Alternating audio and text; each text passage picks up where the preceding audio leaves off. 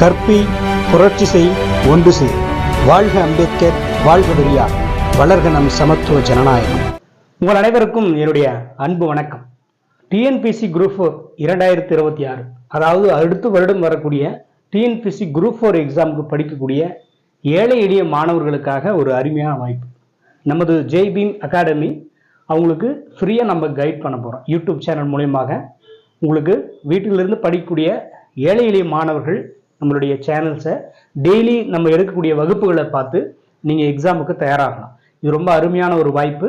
இந்த வாய்ப்பை இந்த வருடம் அத்தனை மாணவர்களும் பயன்படுத்தி அடுத்த வருடம் கண்டிப்பாக தேர்வு வரும்பொழுது தேர்வில் நல்லபடியாக மதிப்பெண்கள் எடுத்து வெற்றி பெற என்னுடைய வாழ்த்துக்கள். ஸோ அதன்படி நம்ம டெஸ்ட் பேட்ச் போட்டிருக்கோம். இப்போ நம்ம என்னதான் வீட்டில் படிச்சுட்டு இருந்தால் கூட நம்மளுக்குன்னு ஒரு டெஸ்ட் வேணும், நம்ம ப்ராக்டிஸ் பண்ணணும். அப்பப்போ நம்ம படிச்சதை நினைவுபடுத்தி பார்க்கணும், ரிவிஷன் பண்ணி பார்க்கணும். அப்போ தான் நம்ம மைண்டில் நிற்கும். ஸோ அதுக்காக நம்ம வெறும் படிச்சுட்டே இருந்தால் மட்டும் போதாது, பல வழிகளை பின்பற்றணும். ரீட் பண்ணணும், நோட்ஸ் எடுக்கணும், கொஸ்டின்ஸை டிஸ்கஷன் பண்ணணும் ஃப்ரெண்ட்ஸு கூட. அதே மாதிரி டெஸ்ட் ப்ராக்டிஸ் பண்ணணும். ஸோ இத்தனை வேலைகளை நம்ம செஞ்சோம்னா கண்டிப்பாக தேர்வில் நல்ல மதிப்பெண்களுக்கு தான் எல்லா கொஸ்டின்ஸும் நினைவு கூறும். ஸோ அது மாதிரி டெஸ்ட்டுன்றது ரொம்ப இம்பார்ட்டன்ட். அதனால தான் நம்ம என்ன பண்ணுறோம், நம்மளுடைய சேனலில் வாட்ஸ்அப் குரூப்பில் நம்ம டெஸ்ட் வைஸ் ஸ்டார்ட் பண்ணியிருக்கோம். கடந்த வருடம் குரூப் 4க்கு நம்ம ஆரம்பித்து அது நடத்தணும். அதே மாதிரி இந்த வருடம் குரூப் 4க்கும் நம்ம டெஸ்ட் பேட்ச் போட்டிருக்கோம். 2026 டிஎன்பிசி குரூப் 4 அந்த எக்ஸாமுக்காக டாக்டர் பிஆர் டெஸ்ட் பேட்ச் அதனுடைய நேமு. இதனுடைய ஃபீஸ் பார்த்தோம்னா 100 ரூபாய் தான் ஃபீஸ். அதாவது வந்து எப்பொழுது ஸ்டார்ட் ஆகுது அப்படின்னா, அதாவது அடுத்த மாதம் ஆகஸ்ட் 10ஆம் தேதி முதல் அடுத்த வருடம் மே மாதம் வரைக்கும் நடக்கும். மொத்தம் 45 தேர்வுகள் நடத்த போகிறோம். இது வந்து 9 மாதங்கள் நடக்கும். கண்டிப்பாக 9 மாதங்களும் நம்ம வாரந்தோறும் உங்களுக்கு என்ன பண்ண போகிறோம், டெஸ்ட் வைக்க போகிறோம். அந்த டெஸ்ட்டுக்கு என்னென்ன சிலபஸ் நம்ம கொடுத்துருக்கோமோ அதை தான் நம்ம என்ன பண்ணுறோம், வகுப்புகள் எடுக்க போகிறோம். ஸோ அப்போ நீங்கள் புக்ஸை படிக்கிறீங்க, வகுப்புகளை கவனிக்கிறீங்க, டெஸ்ட் ப்ராக்டிஸ் பண்ணுறீங்க, டிஸ்கஷன் பண்ணுறீங்க. வாட்ஸ்அப் குரூப்பில் டிஸ்கஷன் பண்ணிக்கலாம். அதே மாதிரி வாட்ஸ்அப் குரூப்பில் தான் டெஸ்ட் நடைபெறும். ஸோ அதை பற்றி டீட்டெயில்ஸ் எல்லாமே இதுக்கு முன்னாடி இந்த டெஸ்ட் வீடியோஸை பாருங்கள், உங்களுக்கு அது நல்லா புரிதல் இருக்கும். ஸோ இந்த பேட்சினுடைய ஷெடியூல்ஸு, இதுக்கு என்னென்ன பாடத்திட்டங்கள், இதனுடைய விதிமுறைகள் என்ன அப்படின்றத டிஸ்கிரிப்ஷனில் நான் பிடிஎஃப் லிங்க் கொடுத்துருக்கேன். ஸோ அதை பார்த்து விருப்பம் உள்ள மாணவர்கள் வெறும் 100 ரூபாய் தான் ஃபீஸை பே பண்ணி நீங்கள் அதுக்கு ஃபர்தராக என்ன ரூல்ஸ் இருக்குதோ அதை ஃபாலோ பண்ணி ஜாயின் பண்ணிக்கலாம். ஸோ அதன்படி இன்றைக்கி நம்ம முதல் வகுப்பு ஆரம்பிக்கிறோம். இந்த குரூப் 4 எக்ஸாமுக்கு நம்ம முதல் வகுப்பு என்னென்ன மேக்ஸ்லேருந்து ஆரம்பிக்க போகிறோம். ஸோ இப்போ நம்ம என்ன பண்ணுறோம், மேக்ஸ் ரொம்ப ரொம்ப இம்பார்ட்டன்ட். மேக்ஸ் வந்து 25 கொஸ்டின்ஸில் நம்ம 20வது கிராஸ் பண்ணால் தான் ஒரு எக்ஸாம் நம்ம கிளியர் பண்ணுறதுக்கு நம்ம பக்கம் போகும். ஸோ மேக்ஸ் வந்து இப்போ ஒரு 100 மாணவர்கள் இருக்காங்கன்னா ஒரு 20 மாணவர்கள் தான் ஓரளவுக்கு மேக்ஸ் பண்ணுவாங்க. மீதி 80% மாணவர்கள் வந்து மேக்ஸ்னா கொஞ்சம் தடுமாற்றம் இருக்குது. ஏன் தடுமாற்றம் இருக்குது, ஒரு கொஸ்டின்ஸ் எளிமையாக கேட்டால் ஆன்சர் பண்ணிடுறாங்க, சுற்றி வளைச்சு கேட்கும்போது அதனுடைய புரிதல் இல்லாமல் அதை வந்து சரியாக சால்வ் பண்ண முடியறதில்லை. ஸோ அப்போ இதுக்கெல்லாம் காரணம் என்ன, நம்ம பேசிக்காக தெரிஞ்சுக்கணும். ஸோ இப்போ அடிப்படையிலிருந்து தெரிஞ்சுக்கிட்டோம்னா, ஸோ அவங்க என்ன கேள்விகள் கேட்குறாங்க அந்த கேள்விகள் பின்னாடியே நம்ம போகும்போது அதற்கு உண்டான ஆன்சர் நம்மளுக்கு கிடைக்கும். ஸோ இப்போ நம்ம என்ன பண்ண போகிறோம், ஸ்கூல் புக்கில் ஃபஸ்ட்டு தெரிஞ்சுக்க போகிறோம். என்ன அடிப்படையை என்னென்ன கொடுத்துருக்காங்க. இப்போ ஒரு மேக்ஸ் எனக்கு சுத்தமாக தெரியாது சார், நான் மேக்ஸில் எப்படியாவது மார்க்ஸ் பண்ணணும் அப்படின்னா டைரெக்டாக நீங்கள் வந்து இப்போ சதவீதம் வருதுன்னா டைரெக்டாக அந்த சம்மை சால்வ் பண்ணி பார்க்கும்போது உங்களுக்கு அந்த டைம் ஞாபகம் இருக்கும். யாராவது உங்களுக்கு டீச் பண்ணாங்கன்னா அந்த டைம் ஞாபகம் இருக்கும். ஆனால் நீங்களே கொஞ்ச நாள் கழிச்சு நீங்கள் போட்டு சால்வ் பண்ணும்போது உங்களுக்கு மைண்டுக்கு வராது. காரணம் என்னன்னா உங்களுக்கு பேசிக் தெரியாது. ஸோ அப்போ நம்ம என்ன பண்ண போகிறோம், பேசிக்கை முதல்ல கற்றுக் கொடுத்துட்டு அதுக்கப்புறம் நம்ம கணக்குகளை சால்வ் பண்ணிட்டு எக்ஸாம் போகும்போது கண்டிப்பாக உங்களால் 20 கொஸ்டின்ஸ் எல்லாருமே கிராஸ் பண்ண முடியும் தாராளமாக. சிறப்பாக நல்லா கற்றுக்கிட்டவங்க 25 அடிக்கலாம். ஸோ அதுக்குண்டான வழிமுறை தான் நம்ம பண்ண போகிறோம். தொடர்ந்து நம்ம வகுப்புகளை கவனிங்க, கண்டிப்பாக பயனுள்ளதாக இருக்கும். ஸோ அப்போ முதல் நம்ம என்ன பார்க்க போகிறோம், பேசிக்ஸை 6ஆம் வகுப்பு முதல் பருவத்தில் ஃபர்ஸ்ட் டைமில் எண்கள் அப்படின்ற ஒரு பாடம். ஸோ அந்த எண்கள்ன்ற பாடத்தில் நம்ம சின்ன சின்ன பேசிக் சொல்லியிருக்காங்க. அந்த பேசிக்கை தான் என்னன்றதை சொல்லியிருக்கேன். ஸோ நம்ம இந்த பாடத்தில் இந்த வகுப்பில் என்னென்ன கவனிக்க போகிறோம் அப்படின்னா, இயல் எண்கள், முழு எண்கள், முழுக்கள் அப்படின்னா என்ன, தொடர்னா என்ன, முன்னினா என்ன, அப்புறம் இந்திய மற்றும் பன்னாட்டு எண்முறை. இப்போ நம்ம வந்து லட்சம் என்னுவோம், 10 லட்சம் என்னுவோம், கோடி என்னுவோம். அதே மாதிரி பில்லியன், மில்லியன் அப்படின்றதெல்லாம் நீங்கள் கேள்விப்பட்டிருப்பீங்க. ஸோ அப்போ எத்தனை லட்சங்கள் எத்தனை கோடிகள் சேர்ந்தா அந்த பில்லியன் மில்லியன் வருது. இதெல்லாம் வந்து டிஎன்பிசி குரூப் 4ல கேட்டிருக்காங்க அந்த கொஸ்டின்ஸ்லாம். ஸோ அப்போ இதெல்லாம் நம்ம தெரிஞ்சுக்கணும். அந்த டைம் நமக்கு பேசிக் தெரிஞ்சாதான் நம்ம அங்கே கொஸ்டின்ஸ் கேட்க முடியும். இப்போ குரூப் 4ல வந்து கேட்குறாங்க, நம்ம டைரெக்டாக கணக்கு மட்டும் பார்த்துட்டு போனால் சில கொஸ்டின்ஸ் தான் அனுப்பணும். சில டைம் வந்து அடிப்படையே கேட்டாங்க. ஒரு குரூப் 4 எக்ஸாமில் கான்செப்ட் என்னவோ புக்ஸில் என்னென்ன கான்செப்ட் கொடுத்துருக்காங்களோ அந்த கான்செப்டே ஒரு 10 கொஸ்டின்ஸ்க்கு மேலே கேட்டிருந்தாங்க. ஸோ அப்போ புக்கை வந்து அடிப்படையாக அந்த ரூல்ஸ் எல்லாம் படிச்சவங்க அந்த கொஸ்டின்ஸ்க்கு ஆன்சர் பண்ணாங்க. ஸோ அப்போ நம்ம எல்லாத்துக்குமே தயாராக போகணும். ஸோ அதன்படி இப்போ நம்ம இதெல்லாம் பார்க்க போகிறோம். அப்புறம் எண்களின் இடமதிப்பு இதுதான் வந்து இந்த வகுப்புல நம்ம பார்க்க போறோம். ஸோ முதல்ல நம்ம என்ன பார்க்க போறோம், இயல் எண்கள், முழு எண்கள், முழுக்கள் அப்படின்னு. இயல் எண்கள் அப்படின்னா என்னன்னா நேச்சுரல் நம்பர்ஸ் அப்படின்னு சொல்றாங்க ஆங்கிலத்துல. இப்போ இயல் எண்கள்ன்றது ஒன்றிலிருந்து ஸ்டார்ட் ஆகக்கூடிய எண்கள் எல்லாம் என்ன, அது இயல் எண்கள். அப்போ 1, 2, 3, 4, 5 எக்ஸெட்ரா முடிவில்லாத போயிட்டே இருக்கும். எண்களுக்கு முடிவே கிடையாது, போயிட்டே இருக்கும். ஸோ அப்போ ஒன்னிலிருந்து ஸ்டார்ட் பண்ணக்கூடிய எல்லா எண்களும் என்னது இயல் எண்கள் அப்படின்னு சொல்றாங்க, ஞாபகம் வச்சுங்க. ஸோ அப்போ இயல்கள் என்னது ஒன்னிலிருந்து ஸ்டார்ட் ஆகும். ஸோ அப்போ முழு எண்கள்லாம் என்ன சார், இப்போ இயல்கள்னா ஒன்னிலிருந்து சொல்லிட்டீங்க. அப்போ முழு எண்கள்னா 0ல இருந்து ஸ்டார்ட் ஆகுறதெல்லாம் என்ன, அது முழு எண்கள். புரியுதுங்களா? இப்ப இயல் எண்கள்னா ஒன்னுல இருந்து ஸ்டார்ட் ஆயிடுச்சு. இப்போ ஒண்ணுக்கு முன்னாடி 0 வந்து இயல் எண்கள் வராது.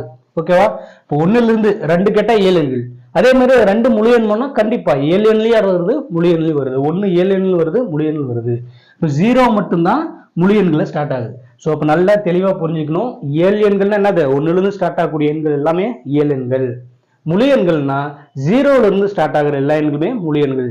ஸோ அப்போ நல்லா புரிஞ்சுக்கணும். இயல் எண்கள்னா ஒன்னுல இருந்து முழு எண்கள். முடிஞ்சு போச்சா? இப்போ 2 கம்ப்ளீட் பண்ணிட்டோம். அடுத்தது முழுக்கள்னா என்ன? முழுக்கள்ன்றது ஒண்ணு இல்லை, நம்ம பிளஸ் வேல்யூ தெரியும். இப்போ -1, -2 மைனஸ் வேல்யூ தெரியும். ஸோ இதெல்லாம் வந்து ஜாயின் பண்றது தான் அந்த முழுக்கள்ன்றது. இப்போ பாருங்க, இப்போ நமக்கு தெரியும் 0, 1, 2, 3 அப்புறம் எக்ஸட்ரா போயிட்டு இருக்கு.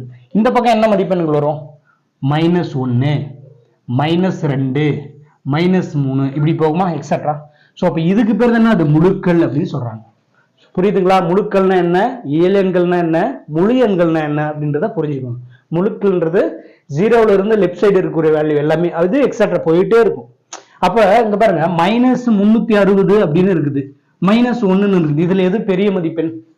எல்லாரும் என்ன நினைப்பாங்க, 360 தான் சார் பெரிய நம்பரு, ஸோ அப்ப இதுதான் சார் பெரிய மதிப்பா இருக்கும் அப்படின்னு. ஆனா தவறு. மைனஸ்ல வரும் பொழுது மைனஸ்ல இருக்குது எந்த சின்ன எண்ணம் இருக்குதோ அதுக்கு தான் வேல்யூ வரைக்கும் பெரிய மதிப்பெண். இப்ப -5 இருக்கு, -2 இருக்கு. இது ரெண்டுல எது பெரிய எண்ணுன்னு கேட்டா நம்ம என்ன சொல்லணும், 5 சொல்லக்கூடாது, 5 தப்பு, -2 சொல்லணும். ஏன்னா இங்க பாருங்க, அதாவது இந்த பக்கம் ரைட் சைட்ல இது வந்து வலதுபுறம் சொல்லுமா, வலதுபுறத்துல செல்லக்கூடிய எண்கள் எல்லாம் என்னது உயர்ந்த மதிப்பு கொண்ட எண்கள், இடதுபுறத்தில் செல்லக்கூடிய எண்களா குறைந்த மதிப்பு கொண்ட எண்கள். இப்ப நல்லா 3க்கு இடதுபுறம் என்னது 2, அப்ப 3 விட 2 சின்னது தானே. 3க்கு வலதுபுறம் இருக்கிறது 4, அப்ப 4 பெரியது. அப்ப லெஃப்ட் சைட்ல வரக்கூடிய இடதுபுறத்தில் வரக்கூடிய எண்கள் எல்லாம் என்னது சிறிய எண்கள், வலதுபுறத்தில் வரக்கூடிய எண்கள் எல்லாமே பெரிய எண்கள். ஸோ இப்போ நம்ம இப்ப என்ன தெரிஞ்சுக்கணும், இயல் எண்கள்னா என்னன்னு தெரிஞ்சுக்கணும், முழு எண்கள்னா என்னன்னு தெரிஞ்சுக்கிட்டோம், முழுக்கள்னா என்னன்னு தெரிஞ்சுக்கிட்டோம். ஓகேவா? அதுக்கடுத்து தொடரி முன்னி அப்படின்றத கவனிக்கணும். தொடரின்னா என்னது, தொடர்ந்து வரக்கூடியது தொடரி. முன்னின்னா அது முன்னாடி இருக்கிறது. தொடர்ந்து வரக்கூடியது முன்னாடி இருக்கிறது உங்களுக்கு நல்லா புரியும். இப்ப ஃபார் எக்ஸாம்பிள் நான் அப்படியே சொல்றேன், 1, 2, 3, 4, 5 அப்படியே போயிட்டே இருக்குன்னு வச்சுக்கோங்க. இப்ப 3ன்ற ஒரு எண்ணை சொல்றேன், 3க்கு அடுத்து என்ன வருது, தொடர்ந்து 3ஐ தொடர்ந்து எந்த எண் வருது, 4 தான் வருது. ஸோ அப்ப தொடரின்றது என்னன்னா, ஒரு எண்ணுடன் 1ஐ கூட்டினால் வரக்கூடிய மதிப்பெண் தொடரி அப்படின்னு ஒரு டெஃபினேஷன் சொல்லலாம். ஒரு எண்ணுக்கு அடுத்த எண் எதுனாலும் அதனுடைய தொடர்பு. இப்போ ஒரு எண் இருக்குது, அதனுடைய தொடர்னும் அதுக்கு அடுத்து எது ஸ்டார்ட் ஆகுது, 3க்கு அப்புறம் என்ன ஸ்டார்ட் ஆகுது, 4. அப்போ 3னுடைய தொடரின்னு கேட்டாங்கன்னா 4, அப்புறம் 2னுடைய தொடரின்னு கேட்டா 3, 5னுடைய முன்னின்னு கேட்டாங்கன்னா அப்ப 5க்கு முன்னாடி இருக்கக்கூடிய எண் எது, 4. ஸோ இதுதான் 5னுடைய முன்னி 4 அப்படின்னு சொல்லலாம். ஸோ அப்ப தொடரின்னா என்னன்னு தெரிஞ்சுக்கிட்டோம், முன்னின்னு என்னன்னு தெரிஞ்சுக்கிட்டோம். அவ்வளவு சிம்பிள். இதெல்லாம் சும்மா பேசிக் முதல் வகுப்புன்றதுனால ஒரு அடிப்படையான விதிமுறைகள். இயல்னா என்ன, முழுன்னா என்ன, முழுக்கள்னா என்ன அப்படின்றத தெரிஞ்சுக்கணும். அப்புறம் இன்னொன்று வந்து நான் எழுதாத இலக்கங்கள் அப்படின்னு நம்ம ஒன்று தெரிஞ்சு போனோம். இலக்கம், இப்ப ஒரு எண் இருக்கு பாருங்க, 125 அப்படின்னு ஒரு எண் இருக்கு. இப்ப எத்தனை இலக்க எண்கள்னு சொல்லணும், நம்ம 3 இலக்க எண்ணு சொல்லலாம். ஏன்னா 3 நம்பர் இருக்குது. இப்ப 12 மட்டும் இருக்கு அப்படின்னா அது 2 இலக்க எண்ணு, 2 மட்டும் இருக்கு இது ஓர் இலக்க எண். ஸோ அப்ப இது முதல் இலக்க, அதாவது இந்த பக்கம் பார்த்தா 1, 10, 100 அப்படின்னு சொல்லுவோம். ஸோ அப்ப இது 3 இலக்க எண், இது 2 இலக்க எண், ஓர் இலக்க எண். இப்ப என்ன புக்ஸ்ல கொடுத்துருக்காங்கன்னா, இயல் எண்களில் மிகச்சிறிய ஓர் இலக்க எண் எது அப்படின்னு கேட்கறாங்க. ஒரு கொஸ்டின்ஸ் உங்களை, இயல் எண்களில் மிகச்சிறிய ஓர் இலக்க எண் எது அப்படின்னு கேட்கறாங்க. இப்ப நம்மளுக்கு மைண்ட் டக்குன்னு இயல் எண்கள் யாரு, 1, 2, 3, 4 எக்ஸட்ரா போயிட்டே இருக்குது. 9 வரைக்கும் ஓர் இலக்கம், அப்புறம் 10 வருது. இதெல்லாம் வந்து இயல் எண்கள்னு சொல்லுவோம். இப்ப நம்மளுக்கு என்ன கொஸ்டின்ஸ் கேட்கறாங்க, இயல் எண்களின் மிகச்சிறிய ஓர் இலக்க எண் எதுன்னு கேட்கறாங்க. இப்ப ஓரிலக்கிய மிகச்சிறிய அப்படின்ற வார்த்தையை பயன்படுத்துறாங்க. இப்போ ஓரிலக்கத்துல 9 எண் இருக்கா, 1ல இருந்து 9 வரைக்கும் ஓரிலக்கு எண், 10ன்றது ஈரிலக்கம் ஆயிருது. சோ அப்ப இந்த இயல் எண்களை ஓரிலக்கத்துல மிகச்சிறிய எண் எதுன்னு இது 1 அப்படி சொல்லுவோம். முடிஞ்சு, இப்படிதான் கண்டுபிடிக்கும். இதே வந்து இயல் எண்கள்ல மிகப்பெரிய ஓரிலக்கு எண் எதுன்னு கேட்டா நான் என்ன சொல்லலாம், நீங்களே கெஸ் பண்ணலாம். மிகச்சிறியதுன்னா 1, மிகப்பெரியதுன்னா 9. ஸோ அதே மாதிரி ஈரிலக்கம் மூவிலக்கம் அப்படின்னு இருக்கும். இப்ப நல்லா கவனிச்சுங்க, இயல் எண்களை மிகச்சிறிய ஈரிலக்க எண் எதுன்னு கேட்கறாங்க. ஸோ அப்ப ஈரிலக்கம்லாம் எதுல இருந்து ஸ்டார்ட் ஆகுது, 10ல இருந்து ஸ்டார்ட் ஆகுது. 10ல இருந்து எது வரைக்கும் போகும் எக்ஸெட்ரா, ஈரிலக்கம் 99 வரைக்கும் போகும். கவனிச்சிங்களா? ஏன்னா 100 வந்து 3 இலக்கமும் வந்துருக்கு 100. அப்ப 100க்கு முன்னாடி இருக்கிற 99 வரைக்கும் என்ன சொல்றோம், நம்ம ஈரிலக்க எண்கள் சொல்றோம். அதாவது 10ல இருந்து ஸ்டார்ட் பண்ணி 10க்கு முன்னாடி 9 வந்துருது, இது ஓரிலக்கு வந்துருது. ஸோ அப்ப ஈரிலக்கு 10ல இருந்து ஸ்டார்ட் ஆகுது. ஸோ அப்ப இதுல இருந்து ஒரு கொஸ்டின்ஸ் கேட்கறாங்க, மிகச்சிறிய ஈரிலக்க எண் எதுனா 10, மிகப்பெரிய ஈரிலக்க எண் எதுன்னு கேட்டாங்கன்னா 99. அதே மாதிரிதான் மூவிலக்கத்துக்கும். இப்போ 3 இலக்கம் எதுல இருந்து ஸ்டார்ட் ஆகுது, 100ல இருந்து ஸ்டார்ட் ஆகுது. எது வரைக்கும் போகுது, 999 வரைக்கும் மூவிலக்கம். அதுக்கப்புறம் 1000ன்றதுனா அது 4 இலக்கமா மாறிடுச்சு. ஸோ அப்ப இதை நம்ம விட்டுறணும். இதுதான் 3 இலக்க எண், அதாவது 100ல இருந்து 999. இப்ப இதுல மிகப்பெரிய 3 இலக்க எண் எதுன்னு கேட்டாங்கன்னா 999. மிகச்சிறிய 3 இலக்க எண் எதுன்னு கேட்டாங்கன்னா 100. இவ்வளவுதாங்க இலக்கங்கள். இலக்கங்கள் இந்த மாதிரி ஏதாவது கொஸ்டின் கேட்டாலும் நீங்க ஆன்சர் பண்ணிடுங்க. ஓகே, இப்ப இலக்கங்களும் நம்ம தெரிஞ்சுக்கிட்டோமா. அதுக்கு அடுத்தது இந்திய எண்முறை, பன்னாட்டு எண்முறை அப்படின்னு சொல்லியிருக்காங்க. இப்ப இதுல என்ன இந்திய எண்முறை, பன்னாட்டு எண்முறை, இதுதான் நம்ம என்ன சொல்லியிருந்தோம். இப்ப நாம என்னன்னுவோம், 1, 10, 100, 1000, 10,000, லட்சம், 10 லட்சம், கோடி, 10 கோடி, 100 கோடி அப்படின்னு நம்ம சொல்லுவோம். ஸோ இது இந்திய எண்முறைகள், நம்மளுக்கு சின்ன வயசுல சொல்லிக் கொடுத்தது. பன்னாட்டு எண்முறைன்னு ஒண்ணு இருக்கு. அதே மாதிரி 1, 10, 100, 1000, 10,000, லட்சம், பில்லியன், மில்லியன், ட்ரில்லியன் இப்படிலாம் கேள்விப்பட்டிருப்பீங்க. பில்லியன் கோடியை தாண்டிச்சு, மில்லியன் கோடியை தாண்டிது. இப்ப டக்குன்னு நமக்கு மில்லியன்னா எவ்வளவு மதிப்பெண் அப்படின்னு நம்மளுக்கு தெரியாது. இதை வந்து ஒரு குரூப் கேட்டிருக்காங்க. இப்ப இத்தனை மில்லியன்கள் வந்து எதற்கு சமம் அப்படின்னு கீழே ஆப்ஷன்ஸ் 4. ஸோ அப்ப இதையும் நம்ம தெரிஞ்சுக்கிறோம். இதுல வந்து நம்ம என்ன பார்த்துக்க போறோம் அப்படின்னா, இந்த இந்திய எண்முறைக்கும் பன்னாட்டு எண்முறைக்கும் என்ன டிஃபரன்ஸ், என்ன வேறுபாடுகள், எது வேறுபட்டு இருக்கு, எது ஒற்றுமையா இருக்குன்னு பார்ப்போம். இப்ப கவனிச்சுக்கோங்க, இது இந்திய எண்முறை, இந்த பக்கம் எழுதுறதுலாம். இந்த பக்கம் பன்னாட்டு எண்முறை, இது ரொம்ப ரொம்ப முக்கியமானது, எக்ஸாம்ல கேட்டிருக்காங்க, நல்லா கவனிச்சுக்கோங்க. ரெண்டுக்கும் காமனா என்ன இருக்குது அப்படின்னா 1, 10, 100, 1000, 10,000. நல்லா கேட்டுங்க, 1, 10, 100, 1000, 10, 1000. ஸோ அப்ப இதெல்லாம் என்னது, இது வந்து ரெண்டுத்துக்குமே காமனா இருக்கக்கூடியது. அதாவது பன்னாட்டு அளவிலையும் என்னன்னு சொல்றாங்க, 1000 தான் சொல்றாங்க. பன்னாட்டு அளவிலையும் இந்த மதிப்பெண்கள் எல்லாமே இந்தியாவிலையும் பன்னாட்டுல இன்டர்நேஷனல் லெவல்ல எல்லாருமே ஒரே மாதிரியே இது பயன்படுத்துறாங்க. 1னா நம்ம சொல்ற மாதிரி தான் 1 அவங்க சொல்றாங்க, 10 அப்படின்னா அவங்களும் அதே 10ன்னு தான் சொல்றாங்க. ஸோ அந்த மாதிரி 1ல இருந்து 1, 10, 100, 1000, 10,000, இந்த 10,000 வரைக்கும் இந்திய எண்முறையும் பன்னாட்டு எண்முறையும் காமன் ஒரே மாதிரி தான் பின்பற்றுறாங்க. இது நல்லா புரிஞ்சுக்கணும். இதுக்கப்புறம் தான் மாறுது, நாம ஒண்ணு பயன்படுத்துறோம், அவங்க வேற மாதிரி அந்த சொல்ல பயன்படுத்துறாங்க. எப்படின்னா லட்சம் அப்படின்னு, அதாவது 1, 10, 100, 1000, 10,000, 10,000 காலத்து நம்மளுக்கு என்ன லட்சம்னு வருது. ஸோ அப்ப இந்தியாவில் என்னன்னு சொல்றோம், லட்சம் அப்படின்னு சொல்றோம். ஆனா பன்னாட்டுல என்னன்னு சொல்றாங்கன்னா இது 100,000 அப்படின்னு சொல்றாங்க. 100,000 அவங்க வந்து லட்சம்னே பயன்படுத்த மாட்டாங்க.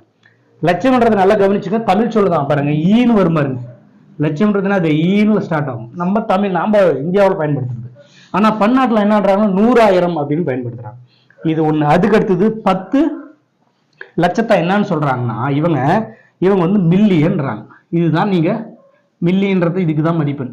இப்போ ஒரு மில்லியன்றது எதற்கு சமம், 10 லட்சத்திற்கு சமம்.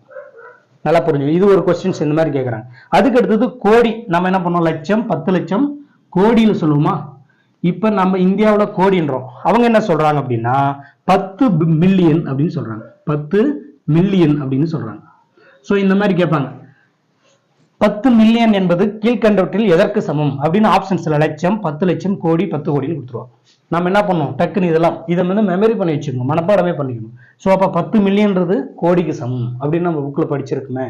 ஸோ அப்படின்றத நல்லா ஞாபகம் வச்சு எழுதிக்கணும். அதுக்கடுத்து இது நான் கோடிக்கு அப்புறம் 10 கோடின்னு நம்ம சொல்லுவோம். 10 கோடின்னு சொல்லுவோமா. அதுக்கு அவங்க என்ன சொல்றாங்கன்னா 10 கோடிக்கு என்ன சொல்றாங்கன்னா 100 மில்லியன் அப்படின்னு சொல்றாங்க. 100 மில்லியன் அப்படின்னு சொல்றாங்க. 10 கோடிக்கு 100 மில்லியன் சொல்லிட்டாங்க.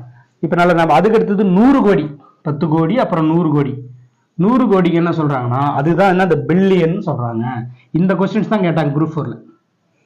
ஒரு பில்லியன் என்பது கீழ்கண்டவற்றில் எதற்கு சமம் அப்படின்னு ஒரு குரூப் 4 எக்ஸாம்பிள் கேட்டாங்க. இதுக்கு ஆன்சர் வந்து கோடி, 10 கோடி, 100 கோடி, 1000 கோடி அப்படின்னு ஆப்ஷன்ஸ் கொடுத்துருந்தாங்க. ஆன்சர் வந்து 100 கோடி. ஸோ அப்போ இதை தெரிஞ்சவங்களால தான் அந்த ஒரு கொஸ்டின்ஸ் அடிக்கும். ஒரு வினாக்கள் என்பது எவ்வளவு முக்கியமானது அப்படின்றது ஒவ்வொரு தேர்வு எழுதுகிற மாணவர்களுக்கு தெரியும். ஸோ அப்போ 100 கோடின்றது பில்லியனுக்கு சமம். அதுக்கடுத்து என்ன சொல்றாங்க, 1000 கோடி இந்திய மதிப்புல இருக்குது. 1000 கோடி, 1000 கோடிக்கு வந்து 10 பில்லியன், அவ்வளவுதாங்க. இதுதான் வந்து இதுல ஸ்கூல் புக்ல கொடுத்துருக்குது. இது வரைக்கும் கண்டிப்பா கேட்கணும்னு நினைச்சா இதெல்லாம் தான் கேட்டுக்கலாம். இப்ப நம்ம இதை புரிஞ்சுக்கணும். 1000 வரைக்கும், அதாவது 1, 10, 100, 1000, 10,000, லட்சம் இது வரைக்கும் காமனா இருக்கு. இது தாண்டி என்ன ஆகுது, இந்திய எண் முறைக்கும் பன்னாட்டு எண் முறைக்கும் வேறுபாடுகள் உள்ளது. அப்ப லட்சம்னா அவங்க என்ன சொல்றாங்க, 100,000 சொல்றாங்க. நம்ம 10 லட்சம் சொல்றோம், அவங்க மில்லியன் சொல்றாங்க. நம்ம கோடின்னு சொல்றவங்க 10 மில்லியன் சொல்றாங்க. ஸோ இந்த மாதிரி இருக்குது. இது ரொம்ப ரொம்ப முக்கியமானது, பார்த்துக்கோங்க, ஞாபகம் வச்சு அதை நல்லா படிச்சுக்கோங்க. இப்ப இவங்களுக்கு பன்னாட்டு எண் முறை முடிஞ்சிருச்சு. அடுத்தது என்ன ஆகுது, இந்திய எண் முறைக்கும் பன்னாட்டு எண் முறைக்கும் உள்ள வித்தியாசங்கள் எல்லாமே தெரிஞ்சுக்கிட்டீங்க. இப்ப நம்ம அடுத்து இன்னொன்னு என்ன பார்க்க போறோம். இப்ப இது வரைக்கும் நடத்தினதுல வந்து சின்ன சின்ன பேசிக், ஒரு இயல் எண்ணு, முழு எண்ணு, முழுக்கள் அப்படி என்னெல்லாம் பார்த்துட்டீங்க. என்னென்ன இந்த மாதிரி இந்த எண்முறையை வச்சு கொஸ்டின்ஸ் கேட்டிருக்காங்க. அப்புறம் இயல்கள் உங்களுக்கு பேசிக் அடுத்தது வரப்போது ஒரு கணக்குகள் புரிஞ்சுக்கும் உங்களுக்கு. இப்ப நம்ம அடுத்தது நம்ம பெரிய எண்களின் இடமதிப்பு அப்படின்னு சொல்லிட்டோம். இப்ப இதுல இருந்து ஒரு கேள்விகள் கேட்டிருக்காங்க. எந்த மாதிரி கேள்விகள் கேட்பாங்க அப்படின்னா, இலக்கங்கள் நம்ம சொல்லியிருக்கிறேன், அதே மாதிரிதான். இப்ப பாருங்க, இது ஒரு மதிப்பெண். அப்புறம் இன்னொன்னு மறந்துட்டேன், கார் புள்ளி இது வந்து எங்கெங்கெல்லாம் பயன்படுத்துவாங்க அப்படின்றத பேசிக்கா தெரிஞ்சுக்கணும். இதை நான் மறந்துட்டேன், ஸோ பார்த்துக்கோங்க. கார் புள்ளின்றது என்னது, ஸோ இந்த மாதிரி போடுற ஒரு புள்ளி. இப்போ ஃபார் எக்ஸாம்பிள் நம்ம ஒரு 1000 அப்படின்னு போடுறோம்னு வச்சுங்க, என்ன பண்ணுவோம், 1000க்கு எப்படி கோடு போடுவோம், இப்படி போடுவோமா, ஒன்றுக்கு பக்கத்தில் ஒரு ஒரு ஒரு கால் புள்ளி வச்சு 3 0 போடுவோம். இதுதான் 1000ன்னு சொல்லுவோம். ஸோ அப்போ இதுக்கு ஒரு விதிமுறைகள் இருக்குது, எங்கெங்கெல்லாம் கார் புள்ளியை வைக்கணும் அப்படின்ற ஒரு விதிமுறைகள் இருக்கு. அதுக்கு ஒரு சின்ன கோடு என்னன்னா 3, 5, 7, 9. இதனால ஞாபகம் வச்சுங்க. ஒற்றைப்படை எண்கள் இதெல்லாம் பாரு, 7 எண்கள் ஒற்றைப்படை எண்கள். ஒண்ணுக்கு அடுத்து 2 வருமா, அது 2 இரட்டைப்படை விட்டுருங்க. 3 ஒற்றைப்படை, அதுக்கு அடுத்தது 4 இரட்டை மாறிடும், 5. இதெல்லாம் வந்து என்னது, ஒற்றைப்படை எண்கள். ஸோ இது நல்லா ஞாபகம் வச்சுக்கோங்க. 3, 5, 7, 9. இப்ப இப்படிதான் நம்ம இந்த காற்புள்ளி முதல்ல என்னன்னா ஒரு 3 0, அதாவது 3 ஸ்தானுக்கு பக்கத்துல ஒரு காற்புள்ளி இருக்கணும். இப்ப ஒரு 1000ன்னு வச்சுங்க. இங்க பாருங்க, 1, 2, 3 புள்ளி, 3 0க்கு அப்புறம் ஒரு காற்புள்ளி இருக்கு. சரி, 1000க்கு இப்படி. அடுத்தது பாருங்க, 3 0க்கு அடுத்தது என்ன சொல்றாங்க, 5 0. 5 0 இருக்குதுன்னு 5 இலக்கங்கள் தாண்டி இது 1, 2, 3, 1, 2, 3, 4, 5. இந்த இடத்துல ஒரு, இப்ப இங்க ஒரு கோடு, புரியுதுங்களா? இது என்னது, இது 1000, 1, 10, 100, 1000, 10,000, லட்சம். இது 1 லட்சம். 1 லட்சம்ன்ற மதிப்புனா இப்படிதான் பண்ணும். சில பேருக்கு அந்த 1 லட்சத்தை எதுக்கு, இப்போ 1 லட்சம் இருக்குன்னு வச்சுங்க, 1 லட்சத்துக்கு 5 சைபர் இருக்குன்னு வச்சுக்கோங்க, 5 சைபர் இருக்குது சார். இதுல எந்த பக்கத்துல நம்ம காற்புள்ளி இடணும் அப்படின்னு சில பேருக்கு தெரியாது. நல்லா புரிஞ்சுக்கோங்க. நம்ம இவ்வளவு நாள் படிச்சிருப்போம், பார்த்துருப்போம். ஸோ அந்த மாதிரி ஒரு இது வரும்போது எந்த இடத்துல நம்ம அந்த காற்புள்ளியை வைக்கணும் அப்படின்னு தெரியாது. அதுதான் இப்போ நான் உங்களுக்கு விளக்கி சொல்றேன். இப்போ வந்து இத்தனை சைபர், 5 சைபர், அதாவது கணக்கு எதுனா 1 லட்சம்னு வச்சுக்கோங்க. 1, 10, 100, 1000, 10,000, லட்சம். 1 லட்சம். 1 லட்சத்துக்கு எங்கெங்கெல்லாம் நம்ம காற்புள்ளி இடணும். இப்ப இந்த விதிமுறையை பார்க்கணும். 3னா முதல்ல பாருங்க, முதல்ல 3க்கு பக்கத்துல ஒரு காற்புள்ளி, அதுக்கு அடுத்தது 5 இலக்கங்கள் தள்ளி ஒரு காற்புள்ளி, அதாவது இந்த பக்கம் வந்து ரிவர்ஸ்ல வரும், வலதுபுறத்துல இருந்து இப்படி பாருங்க. 1, 2, 3 பக்கத்துல ஒரு காற்புள்ளி இருக்கும். அதுக்கு அடுத்து 5 இருக்குதான்னு பார்க்க, 5 ஸ்தானம் இருக்குதான்னு பாக்குறாங்க. 1, 2, 3, 4, 5. அப்ப 5 பார்க்கும், இப்படி போகணும். இப்ப ஃபார் எக்ஸாம்பிள் வந்து இப்படி நிறைய சைபர் இருக்குன்னு வச்சுங்க, இது எவ்வளவு மதிப்புன்றதை அப்புறம் பார்த்துக்கோங்க. இப்ப எத்தனை இருக்குன்னு வச்சுங்க, 1, 10, 100, 1000, 10,000, லட்சம், 10 லட்சம், கோடி, 10 கோடி. ஸோ இப்போ இது என்ன அர்த்தம், 10 கோடி இந்த மதிப்பெண். இது எங்கெங்கெல்லாம் காற்புள்ளி இடணும், இந்த ரூல்ஸ் அவ்வளவுதான். முதல்ல 3 இருக்கா, 1, 2, 3 பக்கத்துல ஒரு கோடு.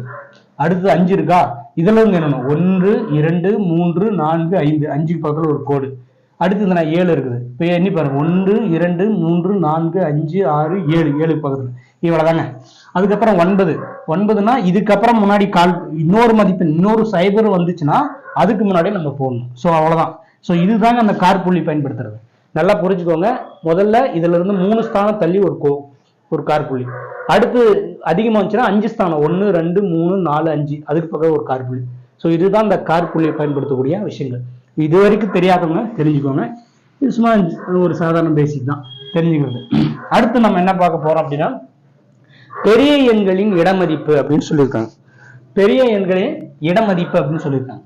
இப்போ ஒரு எக்ஸாம்பிள் ஒரு நம்பர் சொல்றேன். இப்போ 6 8 5 0 7 3 2 இது ஒரு மதிப்பெண். இது ஒரு பெரிய மதிப்பெண். இதை நம்ம சொல்ல முடியும், ஒரு டக்குன்னு பார்த்தோன்னே நமக்கு அப்சர்வ் பண்ண முடியாது. 1 10 100 1000 10000 லட்சம் 10 லட்சம். ஸோ அப்போ எத்தனை 68 லட்சம். அதே மாதிரி நம்ம பாருங்க கரெக்டாக கணக்கு பண்ண அந்த காற்புள்ளி பயன்படுத்தலாங்க. 1 2 3 3 பக்கத்தில் ஒரு காற்புள்ளி. அதுக்கு அடுத்தது 1 2 3 4 5 5 பக்கத்தில் ஒரு காற்புள்ளி. இப்போ அப்போ நம்ம 10 லட்சத்துக்கு போட்டோம் 5 பத்தியா 1 10 100 1000 10000 லட்சம் 10 லட்சம். அப்போ இது 68,50,732 அப்படின்ற ஒரு மதிப்பு.